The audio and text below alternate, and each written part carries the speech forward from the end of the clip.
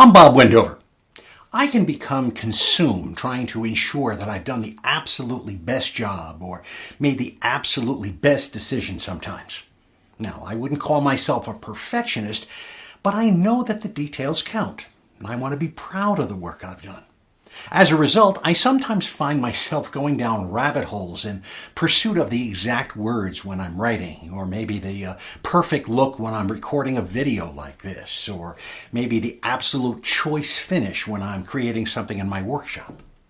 Sometimes I get so focused on getting it right that I look up and suddenly realize I've spent way too much time on an element of the effort that no one else would really care about. Of course, I'm not alone in this. I've had colleagues tell me that it took them 3 years to write a book because they wanted to get the words just right. As a result, they wrote and rewrote sections and still weren't happy when it eventually went to press. There's a place for this kind of exactness, of course. It's been said that Ernest Hemingway sometimes struggled for weeks in crafting a single sentence for a novel. Fred Astaire rehearsed dance routines until everyone's feet bled. Top comedians have been known to take months to hone even 15 minutes worth of their material. Golfer Chichi Rodriguez used to spend hours a day on the putting green. In those types of performance environments, I applaud their dedication, frankly.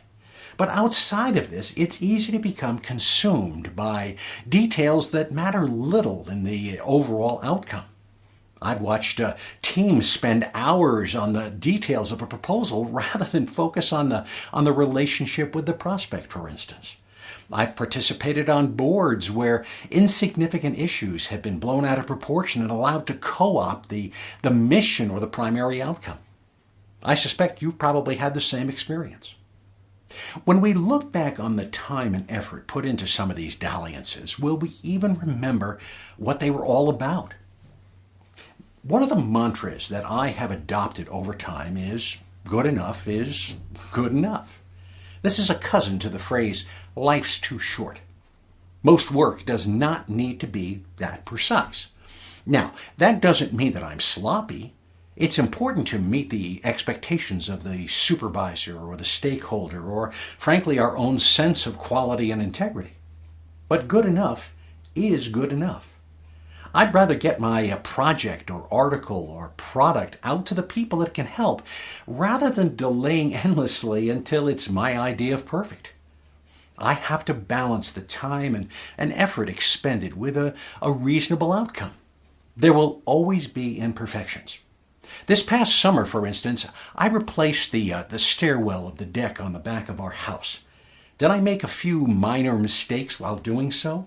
Yes. Do I notice them when climbing those stairs? Yeah, sometimes. But that doesn't mean I'm going to go back and rebuild those steps this summer to correct errors that no one else will notice. Good enough is good enough. When I begin to realize that I'm hyper-focusing on the minutiae, I ask myself 3 questions. Number 1, what is an acceptable outcome for this effort? Now, once again, that does not mean I don't care if I do my best work. It's just that there are only 24 hours in each day and only so much energy. Am I making the most of it? Number 2, what are the stakeholders expecting? This past weekend, I painted some interior window trim.